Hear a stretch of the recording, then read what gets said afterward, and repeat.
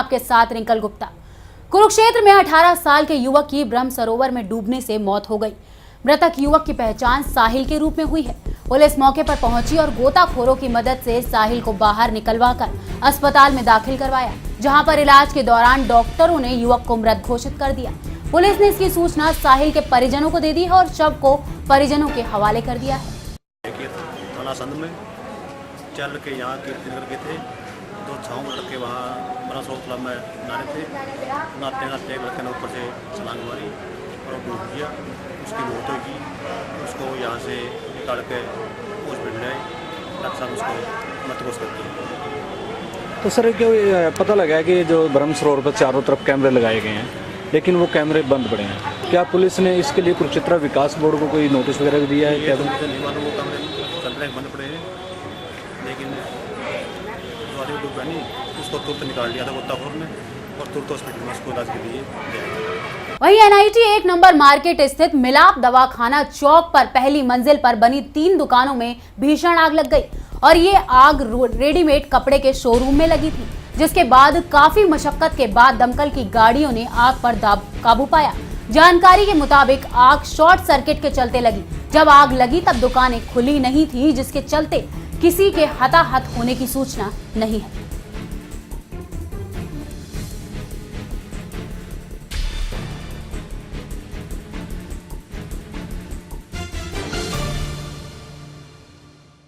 यहाँ से कोई फल लेने के लिए गया हुआ था और मैं वहाँ से जब वापस आने लगा तो मैंने देखा यहाँ पर धुआं उठ रहा है और मेरे से पहले भी लोग देख रहे थे इसके ऊपर। तो ऐसा लग रहा था कि शॉर्ट सर्किट की वजह से इसमें कुछ आग लग चुकी है। किस चीज की दुकान है ये ऊपर कोई रेडीमेड का शोरूम है, कपड़े का जीन्स पैंट वगैरह का है। आग ऐसे लग रहा है कि जैसे नीचे की दुकानों और साइड में भी फैलने की कोशिश हो रही है। ये आग तो अब धीरे धीरे फैलती रही और लोगों ने फायर ब्रिगेड के लिए फोन कर दिया है, पर वो अभी उसके आने में देरी है, अभी तक नहीं आई। और ये आग है ना फैलती जा रही है। अब फिर लोगों ने वो कुछ 2-4 गिलास आगे लगे हुए थे इसलिए तोड़ दिए कि भाई कहीं इसमें कोई गैस बंद करके मतलब आग ज्यादा ना हो जाए। फायर ब्रिगेड तो एक ही आई है। कितना नुकसान मानते? नुकसान तो बहुत काफी हुआ होगा, ये ज्यादा हो गया होगा। ये तो जिसका माल है अंदाजा वही लगा सकता है, हमारे देखने से ही पता लग रहा है लाखों क्या करोड़ों में हो गया होगा। यमुनानगर के हमीदा इलाके से लापता युवक का रहस्य खुल ही गया। दरअसल लापता युवक के जीजा ने ही प्रॉपर्टी विवाद के चलते उसकी 5 लाख रुपए फिरौती दे दी थी और आरोपी बदमाशों ने हिमांशु को जंगलों में ले जाकर उसको गोलियों से भून डाला और शव को जंगल में ही फेंक दिया। हालांकि परिजनों को हिमांशु का शव तो नहीं मिला, लेकिन उनकी समझदारी में आज आरोपी सलाखों के पीछे जरूर हैं। यमुनानगर के हमीदा क्षेत्र का रहने वाला हिमांशु 18 अप्रैल से लापता था और उसकी बूढ़ी मां और पत्नी लगातार पुलिस थाने के चक्कर काट रही थी, लेकिन उसे इंसाफ मिलता नजर नहीं आ रहा था। हालांकि बूढ़ी मां का आरोप तो सच्चा था, लेकिन कोई भी व्यक्ति उसकी बात का यकीन नहीं कर रहा था। आरोप था कि प्रॉपर्टी विवाद के चलते हिमांशु को उसके जीजा ने ही लापता किया हुआ है, लेकिन जब पुलिस ने इस मामले की तफ्तीश की तो एक बार पुलिस के पांव तले भी जमीन निकल गई। दरअसल परिवार के लोगों का कहना था कि हिमांशु जब से लापता है तभी से उसके जीजा विपिन ने अपने फोन से सिम को निकालकर उसमें किसी दूसरे की सिम लगा ली है और जब पुलिस विपिन तक पहुंची तो जो कुछ विपिन ने बताया वो बहुत ही दिल दहला देने वाला था। आरोप था कि विपिन अपने ससुराल की प्रॉपर्टी हथियाना चाहता था और उसी के चलते विपिन ने हिमांशु की मौत का सौदा उत्तर प्रदेश के सुपारी किलर्स के साथ 5 लाख में तय कर लिया और 18 अप्रैल को विपिन बहाने से हिमांशु को अपने साथ ले गया और सहारनपुर ले जाने के बाद हिमांशु को कर दिया सुपारी किलर्स के हवाले। विपिन ने अपना काम करने के बाद सुपारी किलर्स को 30,000 रुपए दे दिए और हिमांशु की मौत के बाद उसने 2,50,000 रुपए दे दिए, जबकि बाकी पैसे कुछ दिनों के बाद देने थे। सुपारी किलर्स हिमांशु को अपने साथ ऋषिकेश के जंगलों में ले गए। यहाँ ले जाने के बाद इन हत्यारों ने एक के बाद एक 3 गोलियां हिमांशु को कार में ही दाग दी। हिमांशु की मौत होने के बाद इन लोगों ने उसके शव को जंगल में फेंक दिया और जो 23 अप्रैल को उत्तरांचल पुलिस के हाथ लगा। पुलिस ने लावारिस समझकर उसके शव का अंतिम संस्कार भी कर दिया। वहीं यमुनानगर में हिमांशु की मां और 5 माह के गर्भ से उसकी बीवी दोनों ही पुलिस के चक्कर काटने में लगी हुई थी। लेकिन जब पुलिस ने इस मामले में उसके जीजा को पकड़ा तो उसने सारी बात पुलिस के सामने ही खोल दी। फिलहाल पुलिस ने विपिन को गिरफ्तार करने के बाद सुपारी किलर्स को भी गिरफ्तार कर लिया है और दोनों ने अपना गुनाह कबूल कर लिया है। लेकिन अब पुलिस को उन दोनों सुपारी किलर्स की तलाश है जो पैसे के लिए आम लोगों को मौत के घाट उतार देते हैं। पुलिस की गिरफ्त में 2 लोग आ चुके हैं जबकि बाकी 2 आरोपी फरार हैं। 12 तारीख को एक राम लोहिया नाम की एक औरत आई और उसने अपने बताया कि उसका बेटा हिमांशु घर से चला गया, वापस नहीं आया।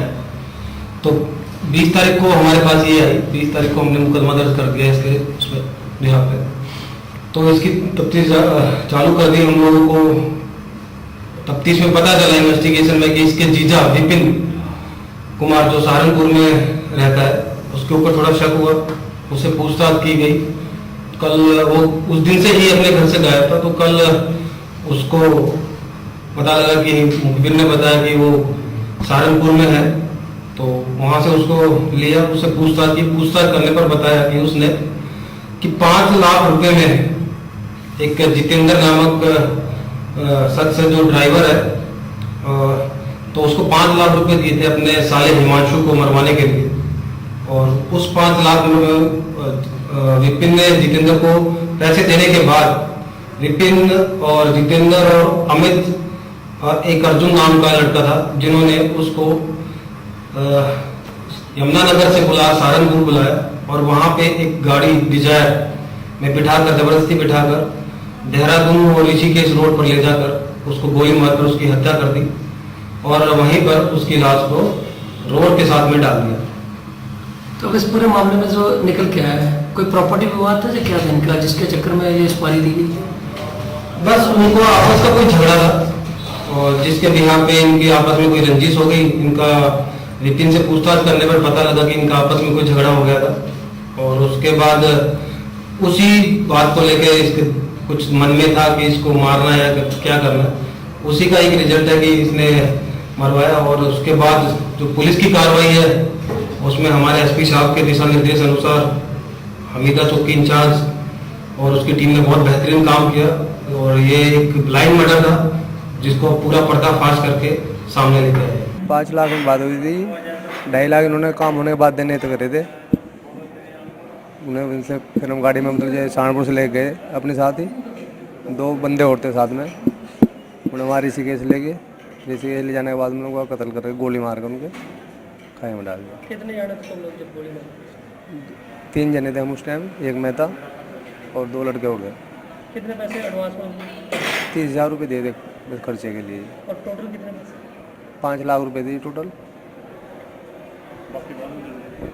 काम होने के बाद में देने थे जो उन लड़कों के थे वो देने थे। खबर हरियाणा। फिलहाल वक्त तो चला एक छोटे से ब्रेक का, जल लौटते हैं।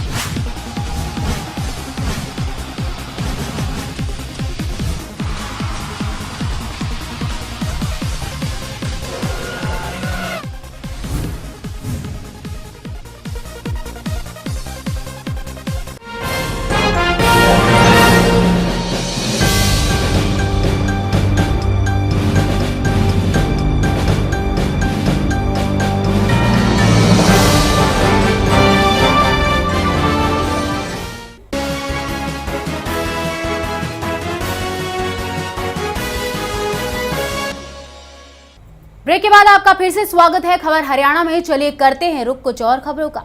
महेंद्रगढ़ के सूरज स्कूल की 8वीं क्लास की 2 छात्राओं के साथ अध्यापक द्वारा छेड़छाड़ का मामला सामने आया है। आपको बता दें कि पुलिस ने छात्राओं के अभिभावक की शिकायत पर मामला दर्ज कर आरोपी को कोर्ट में भेज दिया था, जहां से आरोपी को 14 दिन की न्यायिक हिरासत में भेज दिया गया है। समाज में गुरु का स्थान भगवान से भी बढ़कर माना जाता है, परंतु कुछ लोगों की वजह से गुरु की गरिमा खत्म होती जा रही है। महेंद्रगढ़ के सूरज स्कूल में एक अध्यापक की ऐसी ही करतूत सामने आई है। स्कूल में अंग्रेजी पढ़ाने वाले पवन नाम के अध्यापक ने 8वीं कक्षा की छात्रा की शर्ट में जानबूझकर चौक डाल दिया और चौक निकालने के बहाने उसके साथ छेड़छाड़ की। अध्यापक की इस हरकत को जब उसकी सहेली ने देखा तो विरोध किया। उस पर टीचर ने सहेली के साथ भी गलत हरकत की। छात्राओं ने इस मामले के बारे में अपने अभिभावकों को बताया, परंतु स्कूल प्रशासन ने कोई भी कार्रवाई नहीं की और अभिभावकों ने इस बारे में पुलिस से शिकायत की। पुलिस ने आरोपी अध्यापक के खिलाफ मामला दर्ज कर उसे गिरफ्तार कर लिया है।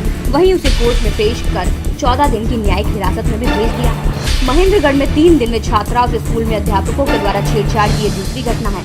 इन घटनाओं से अभिभावकों के मन में बच्चों की सुरक्षा को लेकर सवाल और डर पैदा हो रहे हैं। ये कल शाम को इन 2 लड़कियों के पेरेंट्स यहाँ आए थे। उन्होंने कंप्लेंट दी है कि भाई हमारे लड़कियाँ सूरज स्कूल में 8th क्लास में पढ़ती हैं और उनके साथ इंग्लिश के टीचर ने छेड़छाड़ की है।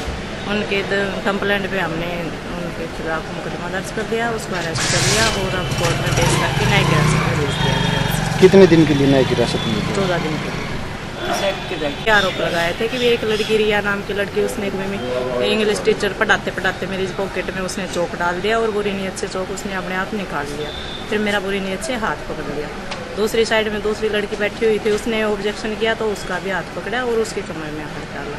ये दोनों छात्राओं ने आरोप लगाए उसके ऊपर, टीचर के ऊपर। वहीं एक तरफ जहां सरकार गर्भवती महिलाओं के बेहतरीन इलाज और महिलाओं की सुरक्षा के लिए तरह तरह के दावे कर रही है, वहीं फरीदाबाद के जिला सरकारी अस्पताल में डॉक्टरों की लापरवाही का मामला सामने आया है। आपको बता दें कि अस्पताल में गर्भवती महिला और बच्चे की मौत हो गई। परिजनों ने इस मामले में जहां डॉक्टरों पर इलाज में लापरवाही बरतने का आरोप लगा रहे हैं, वहीं परिजनों ने महिला की मौत के बाद घंटों तक अस्पताल परिसर में हंगामा किया और कार्रवाई करने की मांग भी की। तस्वीरों में बीके अस्पताल के गेट पर स्ट्रेचर पर दिखाई दे रही ये मृतक महिला सोनम पलवल के पिंगौड़ गांव की रहने वाली है, जिसको कल रात पलवल के सरकारी अस्पताल से फरीदाबाद के बीके अस्पताल के लिए रेफर किया गया था। यह महिला प्रसव पीड़ा के लिए यहां भर्ती हुई थी। परिजनों की माने तो अस्पताल में दाखिल होने के बाद महिला का ठीक से उपचार नहीं किया गया, क्योंकि वार्ड में डॉक्टर थे ही नहीं। रात भर सोनम दर्द से तड़पती रही, लेकिन किसी ने उसका इलाज तक नहीं किया। इतना ही नहीं, दर्द से चिल्लाते समय नर्स की एक और हैवानियत सामने आई। उन्होंने महिला के मुंह पर टेप लगा दिया ताकि वो अपना दर्द अपने मुंह से बयां न कर सके। इलाज में लापरवाही बरतने के कारण ही सोनम की मौत हो गई। सूचना मिलते ही पुलिस भी मौके पर दलबल के साथ पहुंच गई। पुलिस की माने तो पीड़ित पक्ष की तरफ से शिकायत दी गई है, लेकिन सीएमओ इसकी जांच कराएंगे और इसके बाद जो भी सच्चाई सामने आएगी उसी के तहत कानूनी कार्रवाई की जाएगी। गर्भवती महिला की मौत के बाद सीएमओ भी अपनी जिम्मेदारियों से भागते हुए नजर आए। इतना ही नहीं, जब सीएमओ कार्यालय में जाकर देखा तो सीएमओ दफ्तर से नदारद थे और सरकारी बिजली की चमक कार्यालय में पूरी तरह फैली हुई थी और एसी की ठंडक लगातार जारी थी। कार्यालय में मौजूद न होने के बाद भी सरकारी बिजली का जमकर दुरुपयोग किया जा रहा है। वहीं पलवल से अपने साले की गर्भवती बीवी के साथ आए गोविंद ने बताया कि वो भी मृतक के परिजनों के लगभग साथ ही आए थे। अस्पताल की अर्थव्यवस्था के बारे में उन्हें रात को ही पता लग गया था, जब उन्हें अपनी गर्भवती महिला को लेकर पार्क में रात गुजारनी पड़ी। डॉक्टर्स ने उन्हें रात में बेड खाली ना होने का हवाला देकर अस्पताल से बाहर भेज दिया था। इसलिए उन्होंने सरकार से गुहार लगाई है कि अस्पताल प्रबंधन के खिलाफ सख्त कार्रवाई करें, ताकि फिर से किसी गर्भवती महिला को अपने गर्भ में ही बच्चे को मौत न देनी पड़े और खुद भी डॉक्टरों की लापरवाही का शिकार न बनना पड़े। वहीं दूसरे दिन मामले को सुलझाने और अपने डॉक्टरों को बचाने की कोशिश में लगे बीके अस्पताल के प्रधान चिकित्सक सुभाष सुंदर की माने तो गर्भवती महिला को पलवल के अस्पताल से फरीदाबाद के लिए रेफर किया गया था, जहां महिला का पूरी तरह से इलाज किया गया, लेकिन प्रसव ज्यादा मात्रा में होने के कारण उसकी सुबह लगभग 6 बजे मौत हो गई। अगर इस दौरान किसी भी डॉक्टर की लापरवाही पोस्टमार्टम के बाद सामने आएगी तो वो उसके खिलाफ कार्यवाही भी करेंगे। अब सवाल ये उठता है कि एक तरफ जहां बीजेपी के मंत्री स्वास्थ्य विभाग में सुधार लाने के लिए एड़ी चोटी का जोर लगाने की बात करते हैं, वहीं इस महिला की मौत ने विभाग की कलई खोल कर रख दी है।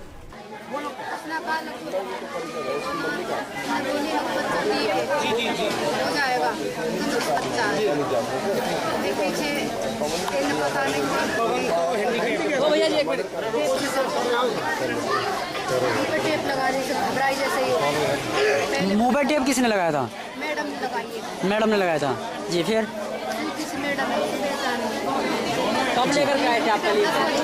रात को 10 बजे लेकर के आए थे तो घबराओ मत, बच्चा सेफ है, सुबह तक हो जाएगा बंदा। खूब आराम से हम इसके पास जा रहे थे बच्चे को, जब बोला ना ऐसे मत आओ बार बार में, बच्चा आराम से हो जाएगा तो हम तुम्हें आप बुला बुढ़े हमारे बुढ़े भगा दी, बुढ़िया ही भगा दी, मुझे बाहर बैठा ही रखी, उसके पास बैठा थी मैं बाहर, फिर उसके पास जा रही रात भर चिल्लाती रही। ज़्यादा चिल्लाई है, जब उसके मुँह पे टेप लगा दी, एकदम ज़्यादा दे रही है। मुंह पे टेप लगा दी। तो क्या डॉक्टर नहीं थी उस समय मौके पर? किसी ने देखा? डॉक्टर नहीं थी ना, डॉक्टर बड़े बड़े कोई नहीं, मैडम ही छोटे नर्स थी केवल। उन्होंने क्या उनको कोई इलाज दिया था? उसने कुछ भी नहीं किया, इलाज कुछ नहीं दिया। ना, ऐसे ही पट्टी रखी, फिर वही पड़ी रही, उन्होंने गेट और लगा लिया, नंबर पर में आया तो गेट लगा दिया। तो आपको सूचना कब मिली कि वो एक्सपायर हो गई है? सूचना 5 बजे जगाई हमने, 5 बजे हमें बुला के ले गए। जब मैंने मुझसे पानी मांगा इसमें, फिर भी गाली काट दी, मैं जब पीछे बुला ली, फिर पता नहीं ने क्या कर दिया, फिर ने मारी थी, मार के देखो। आपको कितने बजे बुलाया था? कहीं ना बोला ले जाने के लिए। आपको कितने बजे बुलाया था कि आपके 6 बजे कि आपके पेशेंट मर चुकी है? 6 बजे फिर वहाँ तक गाड़ी लगा दी, लास्ट परिवार ने लापरवाही का आरोप लगाया है, क्या है पूरा मामला? पूरा मामला ये है कि ये जो प्रेग्नेंट लेडी है, ये पलवल हॉस्पिटल गई थी और वहाँ पे रही, उसके बाद वहाँ से रेफ़र की गई। जो वहाँ से रेफ़र की गई है तो वहाँ की जो रेफ़र स्लिप है उस पर वो रेफ़र किया उन्होंने, फीटल डिस्ट्रेस बोलते हैं हम, तक भी बच्चे को प्रॉब्लम थी, और साथ में उसके जो पेल्विस होता है, वो जो कॉन्ट्रैक्टिव पेल्विस बोलते हैं उसको, साथ में वो भी लिखा हुआ है। तो उन्होंने वहाँ रेफ़र किया था, रेफ़र किया, इन्होंने यहाँ एडमिट कर लिया। जिस टाइम एडमिट किया और वो सारा देखा तो उसमें फीटल हार्ट साउंड नहीं थी, जो हार्ट बीट वेल मोटे तौर पर कह लो आप, फीटल हार्ट साउंड नहीं थी, और डॉपलर से भी नहीं थी और वैसे भी नहीं थी। तो इन्होंने उसको एक्सप्लेन कर दिया था कि भाई इंट्रायूट्राइन डेथ है। इंट्रायूट्राइन का मतलब ये होता है कि अंदर ही मतलब बच्चे की मौत हो चुकी है। हाँ जी हाँ। तो सोनम वाइफ ऑफ पवन, ये जो लेडी है जी, तो उसको तकरीबन 4:30 बजे हमारे लिए डॉक्टर जो जिसकी ड्यूटी इवनिंग भी थी और नाइट भी थी, तो इवनिंग तो रेगुलर थी, नाइट ऑन कॉल, तो उसमें लगभग उसको ना 4:30 बजे जब डॉक्टर को बुलाया गया तो वो शॉक में थी पेशेंट। हाँ, कॉल पे क्या डॉक्टर आई थी? हाँ, डॉक्टर आई थी कॉल पे, आई, उन्होंने देखा सारा कुछ, एनेस्थीसिया वाले भी थे, बेहोशी वाले भी थे, गायनेकोलॉजिस्ट भी थी, और उसको पेशेंट को नहीं बचाया जा सका। तकरीबन 6 बजे उसको गर्भवती महिला के साथ एक जो लेडीज थी, उसका कहना है कि शाम को समथिंग 10:30 बजे उसकी डॉक्टर से बात हुई थी, जो भी ड्यूटी पे थी। उन्होंने कहा था कि बच्चा आपका सेफ है, सुरक्षित है, और सुबह तक डिलीवरी हो जाएगी, बच्चा आपका सुरक्षित और अच्छा पैदा होगा। लेकिन उसके बाद फिर अचानक ऐसा क्या हुआ कि उनको बिना बताए हुए, और ऐसा है, इसका पोस्टमार्टम एडवाइस कर दिया गया है, बोर्ड बना दिया गया है। कुछ चीज़ें ऐसी हैं जो पोस्टमार्टम में ही मतलब प्रूव हो सकेंगी। नहीं, आपने बताया, डॉक्टर से बात हुई है आपकी, उन्होंने बताया फीटल डिस्ट्रेस, वो मतलब बच्चे की मौत हो चुकी थी। उसके अटेंडेंट ने बताया कि बच्चे, हमारे डॉक्टर से बात हुई, बच्चा बिल्कुल नॉर्मल है, डिलीवरी हो जाएगी। ये जांच का विषय है, इसके बारे में जांच की जाएगी और जो भी कार्रवाई हो मुनासिब। कौन थे डॉक्टर ड्यूटी पर उस समय? डॉक्टर पूनम ड्यूटी पर थी। तो क्या गायनी पेशेंट में कॉल ड्यूटी पे रखे जाते हैं डॉक्टर? नहीं, ऐसा है कि हमारी जो हमारी ड्यूटियाँ हैं, ओटी में भी ड्यूटी करनी पड़ती है, लेबर रूम में करनी पड़ती है, ओपीडी भी करनी पड़ती है, ठीक है, और मतलब सीजरियन वगैरह ऑपरेशन वगैरह भी होते हैं, ठीक है। तो वो सारी ड्यूटियों को मैनेज करने के लिए, तो इस तरह ताकि वो ना हो, तो एक डॉक्टर जो इवनिंग भी कर लेती है और नाइट भी ऑन कॉल तुरंत जो स्टाफ जरूरत पड़ने में बुला लेती है। वो डिलीवरी केस में पलवल से यहाँ रेफर होकर आई थी, और यहाँ आने के बाद रात को 11 बजे करीब आई थी, सुबह उसकी 4:30 बजे करीब डेथ होगी। तो परिजन ये कह रहे हैं कि डॉक्टर ने लापरवाही कर रहा है, तो उन्होंने दरखास्त दी, प्रस्ताव करें, इंक्वायरी सीएमओ साहब करेंगे बोर्ड से, जो भी इंक्वायरी में अगर फॉल्ट होगा तो कार्रवाई की जाएगी, हम इसका पोस्टमार्टम कराकर उनको हैंडओवर करेंगे। इसमें परिजनों को सेटिस्फाई करते हैं हम, जैसे उन्होंने लिखाया, जो एलिगेशन लगाया सीएमओ साहब को दरखास्त भी देंगे, उन्होंने बोर्ड नियुक्त करेंगे, जो भी जैसी इंक्वायरी में सामने आएगा कार्रवाई की। मैं अपनी साले की घरवाली के साथ में आया था जी, डिलीवरी केस है, पलवल से रेफ़र किया उनको जी। कल हम यहाँ पे 4 बजे के लगभग आए थे, ब्लड के लिए पर्चा दे दिया, ब्लड ला के दे दिया हमने, और रात को हम पार्क में पेशेंट का हस्बैंड भी, मैं भी, और मेरे छोटे भाई की जो घरवाली थी, रात को पार्क में हमने रात बिताई, और सुबह पार्क में सो रहे थे तो नहीं, जब दिल्ली पलवल से रेफर होकर आए थे तो यहाँ एडमिट नहीं लिया गया आपको? पर्चा ले लिया था हमारा, और बेड ना बेड दिया हमको, बोल दिया हमें ब्लड ला के दे दो, हम ब्लड चढ़ा देंगे आपका। ब्लड मंगा लिया, ब्लड फ्रीज में रख लिया, बोले आप नीचे जाओ, यहाँ जाओ, बेड तो हमारे पास में है। तो एक जच्चा को लेके पूरी रात आप बाहर पार्क में सोए? पार्क में रही रात में। तो क्या कहना चाहेंगे इस अस्पताल प्रशासन के बारे में? लापरवाही है, इसमें सुधार होना चाहिए। जो दोषी हैं उनके खिलाफ कार्रवाई हो, उनको सस्पेंड किया जाए। मैं आपके मीडिया के माध्यम से सरकार तक ये बात पहुंचाना चाहता हूं कि ऐसे लोगों के खिलाफ जब तक कार्रवाई नहीं होगी, इनके हौसले ऐसे ही बुलंद होते रहेंगे। ऐसे ही कितनी गरीब नारियां मरती रहेंगी बगैर इलाज के डॉक्टरों की लापरवाही से। वहीं केंद्र और प्रदेश सरकार द्वारा किसी भी महिला पर होने वाले अत्याचार की शिकायत मिलते ही उसकी एफआईआर दर्ज किए जाने के आदेश यमुनानगर की जिला पुलिस पर शायद लागू नहीं होते।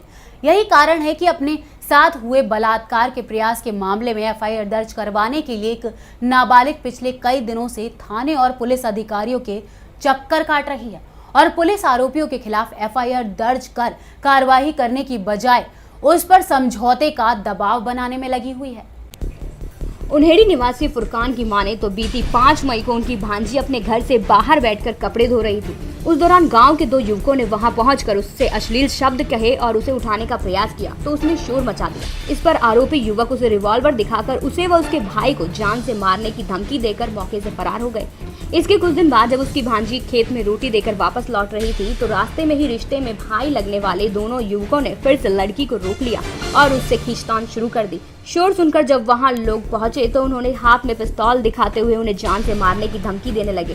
काफी मशक्कत के बाद उन लोगों ने लड़की को उनके चुंगल से छुड़वाया। आरोप है कि 8 मई को इस बारे में पुलिस को शिकायत देने के बाद आज तक इस मामले में कोई कार्रवाई नहीं हुई है। शुरू में पुलिस ने उन्हें 2 दिन तक का इंतजार करने के लिए कहा था, उसके बाद से ही वो उन्हें टकराते रहे हैं। कई दिन बाद जब वो थाने में गए तो वहां मौजूद 2 कर्मचारियों ने थाने के बाहर उनके साथ हाथापाई करते हुए समझौते का दबाव डाला। इसके बाद जब एसपी के साथ पहुंचे तो पुलिस कर्मचारी कार्रवाई करने का आश्वासन देकर उन्हें वहां से ले गए और थाने पहुंचने पर फिर से उनसे समझौते का दबाव बनाने लगे।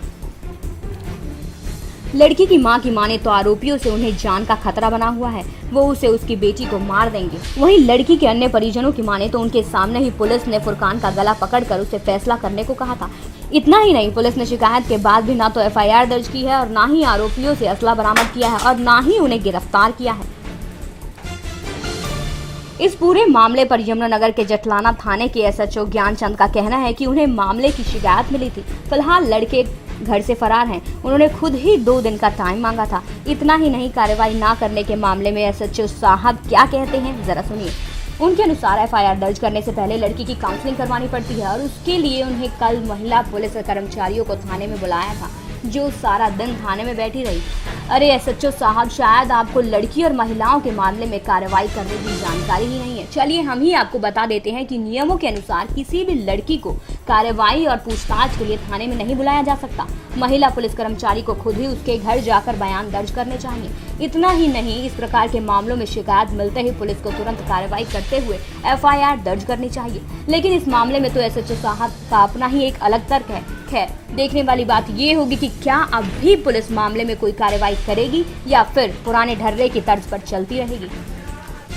बहुत परेशान दुखी होकर आए जी। यहाँ से मेरी भांजी है जी, करीब 5 तारीख की बात आई इसी महीने की।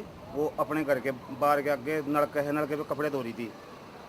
2 लड़के आए जी उसी गांव के, उन्हें चक्कर लगा दे रहे, इधर गिरा, 1-2 बार उन्होंने चक्कर लगाया। तो चक्कर लगाने के बाद लड़की के पास आए मैं, उन्हें उससे गलत बहुत गंदे गंदे फंस गए। कहने के बाद उसको उठाने लगे, पैसे को भी लालच दिया उन्हें। उसने अपने भाई से रुक्का मारा, भाई से रुक्का मार, छोकरा 8-9 साल का भाई उसका, वो वहीं पास ही था। अगर ये मेरे साथ ऐसा करे, उन्होंने रुक्का रोड़ा मचाया। उसका नाम है इरफान, एक इरशाद है, वहीं की मामा फुप्पी के हैं दोनों। गलत बुआर गलत धंधे करते हैं जी, बहुत ही हैं। उसके बाद इन्होंने छोकरी से रिवाल्वर दिखाया कि जो किसी को बता या तेरे भाई को गोली मार देंगे, तेरे के मार देंगे। तो छोकरी ने किसी से नहीं बता जी। 5 तारीख की बात है। 5 के बाद 2 दिन के बाद फिर छोकरी गांव के पास ही मेरे खेत में सब्जी लगा रखी उन्होंने। गांव से 3-3.5 किलो दूर है। वो छोकरी 12-1 बजे रोटी लेकर जाने लग रही थी। ये छोकरे दोनों ही फिर उसके पीछे लगे, जाकर गाँव से 1-1.5 किला दूर इन्होंने उसको छोकरी को रोका और रोकने के बाद उसके साथ खंचातानी करी। खंचातानी करने के बाद मेरे को भी सब्जी वहीं लगा रखी पड़ोस में ही, मेरे बच्चे भी थे, मैं भी था जी। 2-2.5 किलो दूर थे हमारे से, रोड मचाया हमने। हम भागे दौड़े रहे इतना, उन्होंने उसके साथ खंचातानी करी। कम से कम आधा पौन किला खंचा, रुवालियर हाथ में था जी उनके। एक खींच रहा था, एक हाथ में था रुवालियर, दूसरा भी कभी कभी खींच लेता उसको। कबाड़ से खड़ा था, जंगली बांग बूंग सी, उसमें लेकर उसको बढ़ने लग रहे थे। मैं छोकरी ने बहुत रुक करवा मचाया। हमने जाकर देखा जी, उन्होंने हमारे से हथियार दिखाया। हम अपनी छोकरी लेकर चले। उन्होंने कहा जितनी गोलियाँ हैं ना सारी थारे अंदर उतार दूँगा। इरफान ने कहा। दूसरा छोकरी ने पकड़ा तो छोकरी हमने धक्के थे, मेरी जनानी के साथ थी, हमने धक्के से छटवाई जी उनसे। छटवाने के बाद हम 8 तारीख को थाने में आए जेठाने। आने के बाद हमने दरख्वास्त दी। दरख्वास्त देने के बाद हमारे से कहा गया कि इसमें पूरी कार्रवाई होगी, आप जो कुछ बताओगे सच बताइए, मगर सच को कहेंगे जी, जो कुछ कहेंगे। हमारे से कहा 1 दिन रुक जाओ, 2 दिन रुक जाओ। 2 दिन रुकने के बाद हमारी गाड़ी ले गए मेरे भाई की, पुल पे ने 2 पुलिस वाले, और जाकर वहाँ से बात रीत करके पैसे लेकर उनसे आराम कर बैठ गए। हमें पूछा जी क्या करा, बोला भाग गया। जिसमें हमारे से यह बताया वहीं मौके पे लड़का उनके पास से भागा जी, कतई इरफान उनके आगे खड़ा होगा, बात करके उनके साथ से जी भागा। उन्होंने भगा दिया। भगाने के बाद में 4 घंटे फुवारी रहे जी, अपना पैसे लेकर चले आए। आने के बाद हम तड़के न जाते रहे, दोपहर न आइयो, दोपहर न जा गए, शाम न आइयो, शाम न गए तो भाई कल आइयो। जाने के बाद हम कल थाने में गए जी, फिर 8 दिन के बाद थाने के वहाँ जाने के बाद उन्होंने हमारे से कहा हाँ भाई कहाँ से आए। मगर जी उनेडी से आए हम, तो अब मेरी भांजी का केस है उसके मारो आए। तो जी एक तो पंडित जी है SSI, एक श्रेणी है और एक सरपंच है जी गढ़पुर का। वो सब बहुत दबाव बना जी हमारे, बहुत दबाव बनाया। उसे किसी मंत्री संतरी तक की बात तकरीर में रख गए। कहने के बाद उन्होंने हमारे में कहा भाई 8 दिन हो गए, हमारी दरखास्त पर क्या आपको और दिया खरीदा हमने कि हमारे पास और काम नहीं है कोई, हम इसी तेरी दरखास्त के पीछे लगे रहेंगे। और जांच चल रही भाई, 8 दिन हुए तो तुम्हारी जांच नहीं हुई पूरी, अब कद को होगी पूरी जांच। हमने कहा तारे पर कुछ होता हो कर लो, नहीं मना कर दो हमारे से, क्या जो कुछ होते रहे पर कर ले, तेरी कमर पर जेवड़े हैं। मैं कहा अच्छे जी हाँ। उस सरपंच ने भी और उन्होंने भी मेरे साथ मार पिटाई तक करी, हत्तापाई, गाली गलोच, कम से कम 20 मिनट। पूरी बरादरी के लोग थे वहाँ, 50 आदमी 70 सबके सामने उनके गुंडे बदमाश बुलाए थे। उनका थाने का आगे का काम है जी, थाने के सामने उन्हें खींचो फिरे हमने। वो जो श्रेणी SSI और पंडित है एक सुमेश, वो खींचो फिरे हमको वहाँ से। बहुत मुश्किल थे, जान बचा के उन्होंने बहुत मुश्किल से छटवा के मेरे को। फिर हम अपने घर गए, घर से हम फिर यहाँ SP साहब के ऑफिस में आए। कल हमारे पीछे यहाँ पुलिस में यहाँ आए। यहाँ आने के बाद भी हमारे पीछे यहीं थे, हमको लारा लगा के यहाँ से ये करेंगे और वो करेंगे। यहाँ हमको 4 बजे यहाँ से लेते गए। जाने के बाद फिर हमको घरों से उठा बुला के फिर लाए, गड्डी ले गए, ये करेंगे और वो करेंगे। जाने के बाद हमारे पर इतना दबाव गिरा जी, बहुत दबाव गिरा, फैसला कर लो, फैसला कर लो। कार्रवाई उन्होंने कुछ नहीं करी। फैसले के लिए हमारे पास बहुत दबाव दिया, बहुत हत्तेरी 2-3 बेइज्जती तक करी हमारी। शाम भी है करीब 8 बजे थाने में, तो हम बहुत मुश्किल से निकले वहाँ तक बचा के। 2 दिन का टाइम मांगा जी हमने वहाँ जी, हमारे भी फैसले पा कि भाई 2 गुंठा लगवाया एक भाई का, भाई 2 दिन का टाइम दे दिया। के साथ रेप करने की कोशिश थी जी उनकी, इंसाफ की गोर लगाने आए हमारे से कुछ इंसाफ मिले, हमारी बच्ची की ज़िंदगी खराब होगी। जिन बच्ची भी मौके पे ही है। 2 आदमी का वहाँ इस बात के क्या बात हुई थी वहाँ? मान लो वहाँ से दबाव दिया गया, गला पकड़ा मेरे भाई का फुरकान का, अब फैसला कर। और सच्चू साहब भी था, मान लो दूर बैठा था। हमने इन्हें भी कहा मान लो इस बात का, पर ध्यान नहीं दिया इस बात का। दोनों ने कहा भाई मान लो फैसला करो। हमने फैसला कहा कोई हमारा चोरी हो गई हो या हमारा लड़के का मामला जुटा हो, दूसरी दोषी फरीक ने लड़की बड़ी पंचायत मानना, हमारे लड़की हमारे लड़कों ने लड़की पकड़ी और गलती हुई। तो जब असला ले रहे थे, रुवालियर ले रहे थे, ना असला बरामद कराया और ना जी मान लो लड़के बरामद, मान लो मुलजिम गिरफ्तार करे। 8 दिन हो गए दरखास्त ने दी उन्हें, तो मान लो कुछ नहीं होया अभी तक। एक बार फिर रिश्तों को शर्मसार कर देने वाला मामला सामने आया है। जी हां, आपको बता दें कि चचेरे देवर ने ही अपनी भाभी का बलात्कार किया और पीड़िता ने पुलिस में कई बार शिकायत दर्ज करवाने की कोशिश की, लेकिन इसकी किसी भी बात पर सुनवाई नहीं हुई और कोई कार्रवाई नहीं की गई। जिसके बाद ग्रामीणों के दबाव में आकर महिला चुप रह गई, जिसके बाद भी कोई कार्रवाई यहां पर नहीं हुई है।